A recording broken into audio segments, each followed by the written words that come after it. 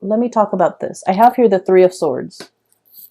The Three of Swords indicates, not in this deck though, it basically indicates a separation from another person. Okay, a separation from another person. And once again, I'm just going to read this energy as the way it flows because, you know, pick a side, whichever side you fall on, most likely the partner is on the other side.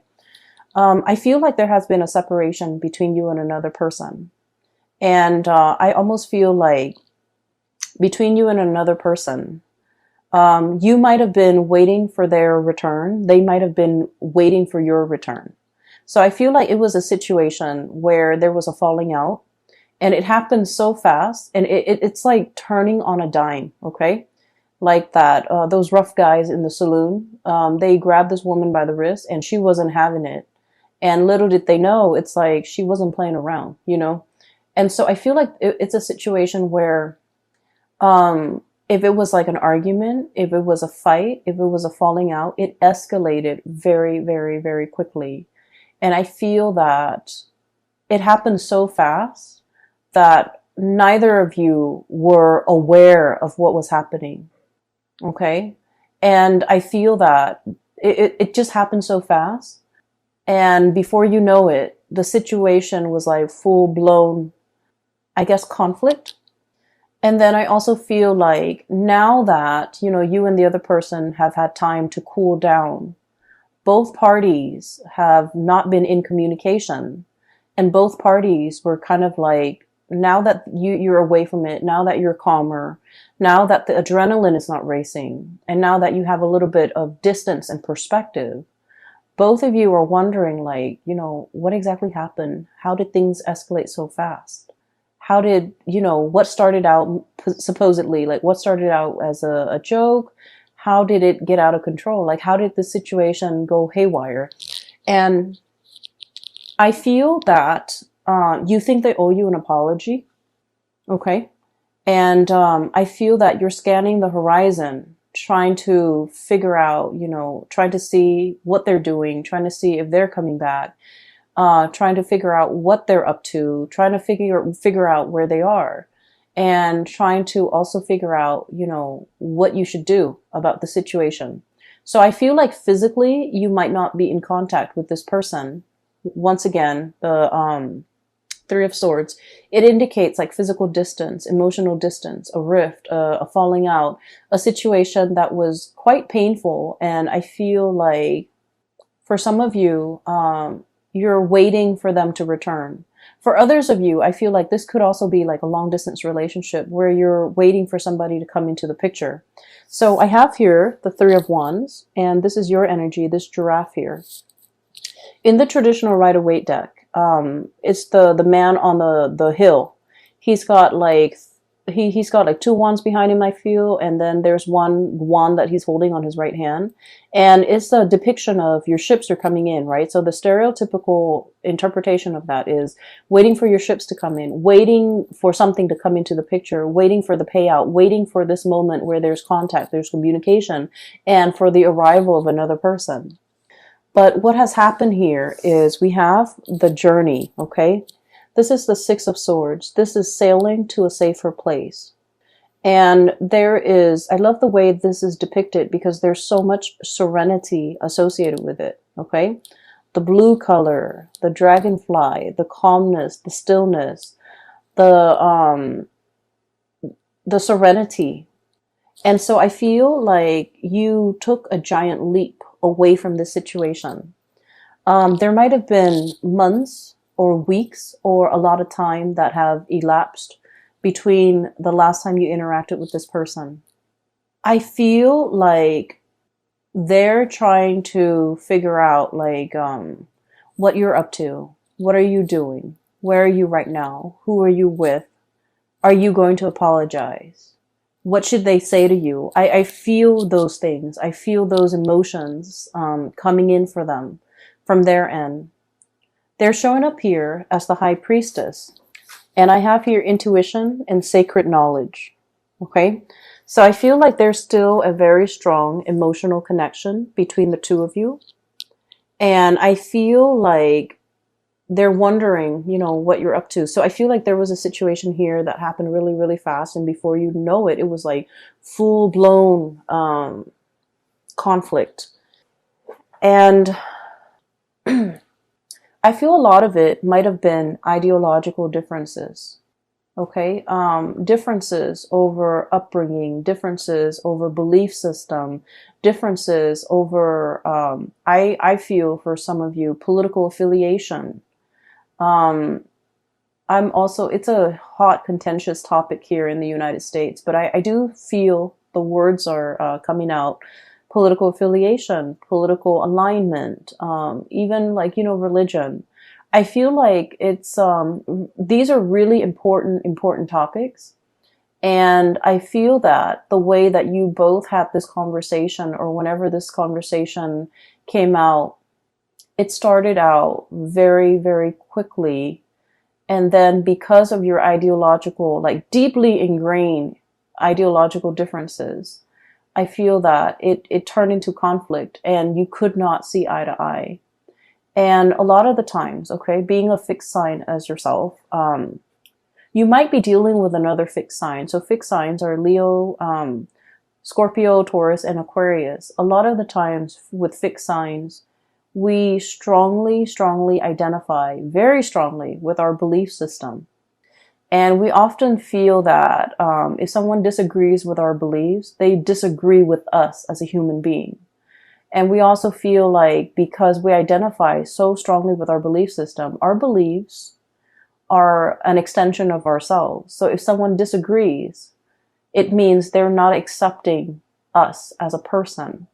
And so we can't help but, have this visceral, like gut-wrenching reaction whenever somebody disagrees with us. And I feel like that might be what happened here. It's like you're not backing down, they're not backing down. And at the end of the day, it created this rift between the two of you. And I feel that you're still looking at each other. I feel that you're wondering, did they move away? Have they gotten over me? Are they gone for good? Are they going to be coming back? Are they going to apologize? And I feel like innately there wasn't a lot of compatibility between the two of you. But we don't have to be compatible with another person in order to be with them or in order to love them. What I feel here is with this Three of Swords, look at that moth, okay? It's like a moth being drawn to the flame, okay? It's in their DNA. It's what they're designed or bred to do, okay? Drawn to the shiny objects. So I feel like the person that you're dealing with might be the moth, and as a fire sign, of course, you are the flame. So it's sort of like they're very, very drawn to you because of how different you guys are. And then I also feel like their admiration of you really feeds your ego. You like the way they looked at you. You like to be seen with this person.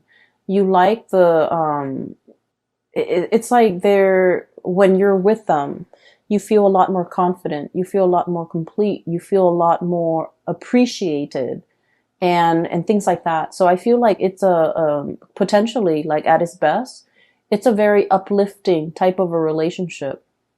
At its worst, there are a lot of ideological differences, down to the way that, you make the bed, down to the way that you do your laundry. So I feel like, one person's always on time, the other person's always late. Like it narrows down to all of these key things that are required when two people, have to share space, have to be in a relationship, have to work alongside each other. And I feel that it has been very difficult. Once again, let me explain this giraffe imagery. I didn't finish it earlier, but I did explain this to the previous sign, which is Cancer. So, it's the man waiting for his ship to come in, waiting for something to come into the picture, right? Waiting. And, look at the giraffe. They have a really long neck, right? It basically, allows them to look further and see things at a distance where other land animals cannot. Okay. So I feel like you have the gift of foresight. You have the gift of long-term planning. You're not impulsive like the other fire signs. Aries and Sagittarius are extremely impulsive. Um, you don't have that impulsiveness that they have, which, often get them in trouble. And I also feel like you plan things out, and methodically you do things, plan things out, and you kind of like play it out in your mind before you rush into something. And then I also feel like the other person, they might take a different approach. They might have been like, let's jump in first and then ask questions later. I feel like the other person also, they pride themselves on their intelligence. Okay. When they believe something and you attack their beliefs, they see it as an attack on their intelligence. When they choose a course of action, I feel like they are very adamant about, sticking to it. And then when you poke holes in their theories, or if you tell them, oh, here is a potential pitfall, I feel like rather than accepting that as, oh, warnings, I feel like they take offense. And then I also feel like they think that you're undermining their intelligence. So I feel like there are a lot of ego conflict here in this situation. But I feel like, with this giraffe imagery, I feel that you have the gift of insight and foresight. And as a result of that, I'm sensing that you're scanning the horizon and you're looking to see where this person is and whether or not they're coming back. And I feel that one of the main things that you have been thinking about is, did they move away from me? Have they forgotten me? Did they leave me behind? And then I also feel like maybe there has been a lot of, breakups and makeup and breakups and makeups and just this cyclical pattern. You're wondering as well, oh, they'll be back. They'll be back. Maybe one day they'll come back. And so I don't feel like it's over. Okay. So this happened in the past. Let's talk about the present situation. There is a diminishing here in the rift, the distance, the conflict. So I feel like this person is definitely making a comeback for the month of February. We have here the Ten of Swords, and thank God it's de-escalating, and then the Nine of Swords.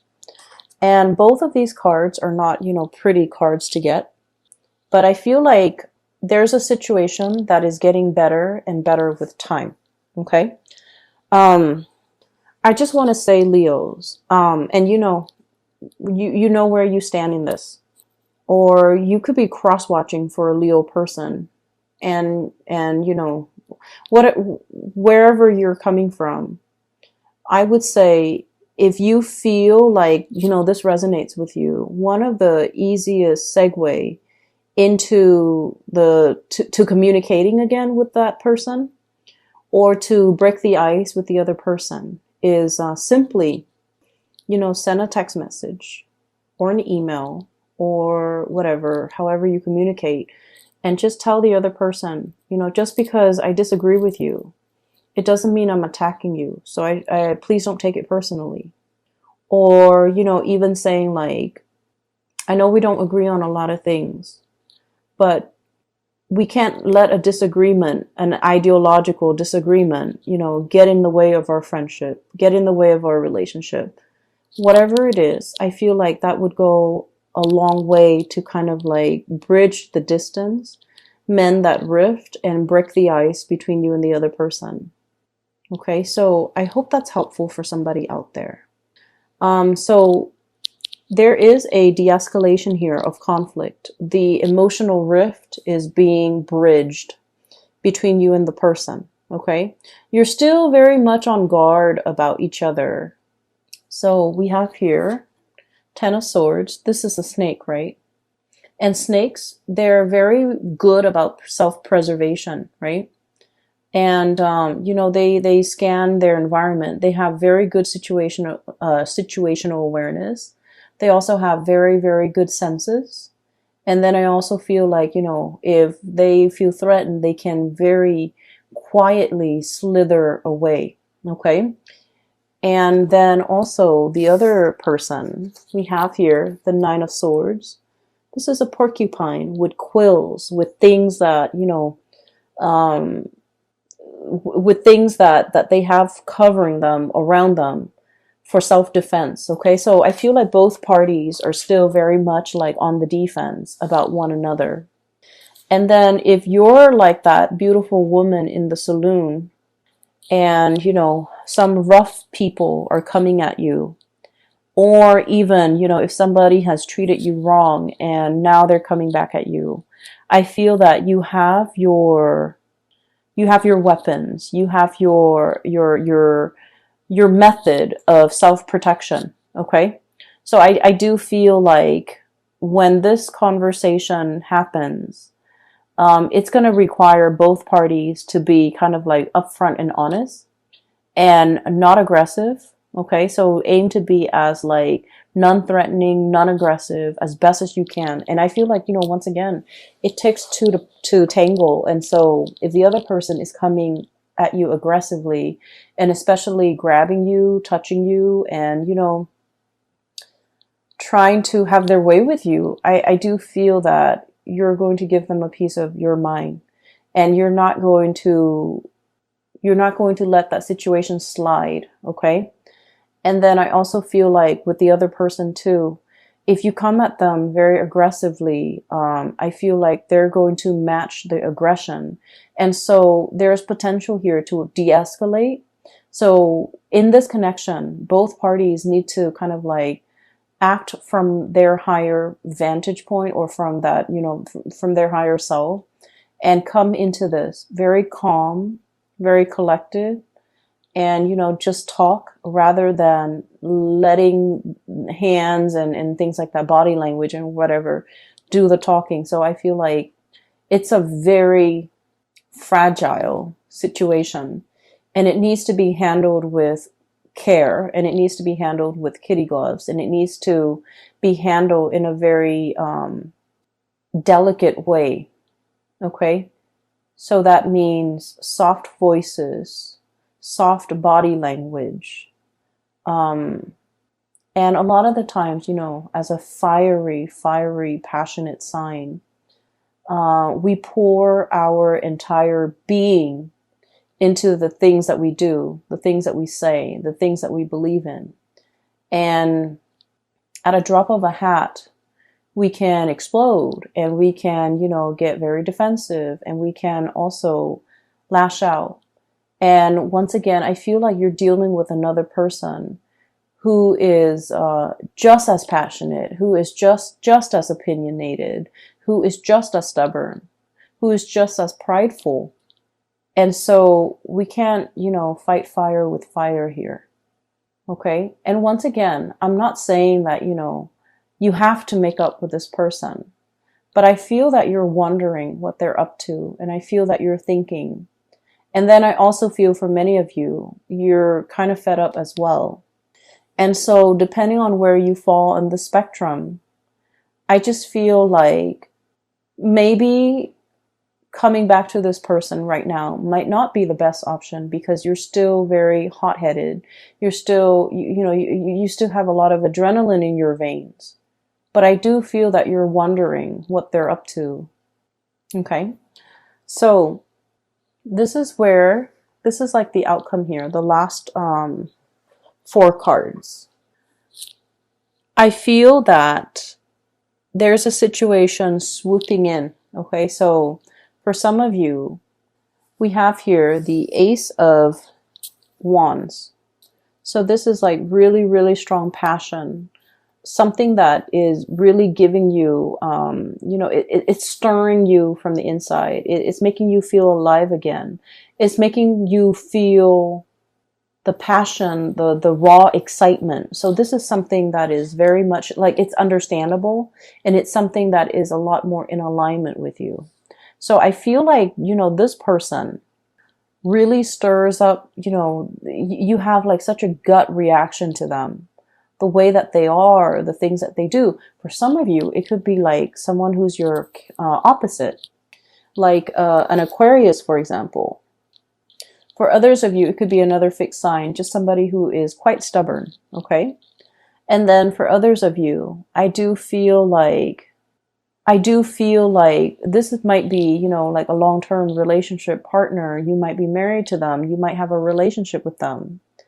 And I say that because we have here the Four of Wands and then the Shaman, which is like the Hierophant. So I feel like this is definitely a relationship here. Or like a situation where you're living together, hence you're interacting on such a regular basis. And then I feel like, you know, the passion is really strong, but so is the dissonance between the two of you. There's great passion, there's great chemistry, there is also great lack of compatibility. And so this relationship requires a lot more work, okay? It requires a lot more vulnerability, I would say. Vulnerability is how we are able to counteract the ego, the amped up ego energy displayed in, you know, the spread. So I feel like that's what's happening. Somebody is very hard-headed, and then the other person is like, I mean, it's a turn on, but also it's a turn off. It's a turn on when it's about mutual things, like things that you both are passionate about. But it's also a turn off when you're trying to work together as a unit and you can't agree on things. And it's especially a turn off if one person takes offense that the other person doesn't do what they're asked or doesn't do what they're advised to do, doesn't take advice or doesn't heed advice.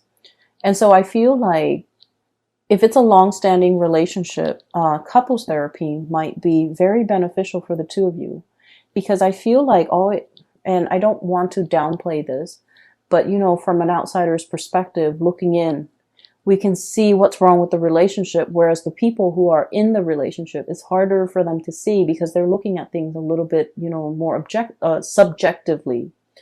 And so I feel like, you know, in order, like couples counseling, couples therapy would be able to flip the script a little bit to allow you to put yourselves in their shoes and to allow them to put themselves in your shoes, to know where you're coming from, to know where they're coming from, and to have like a different perspective when you're dealing with each other.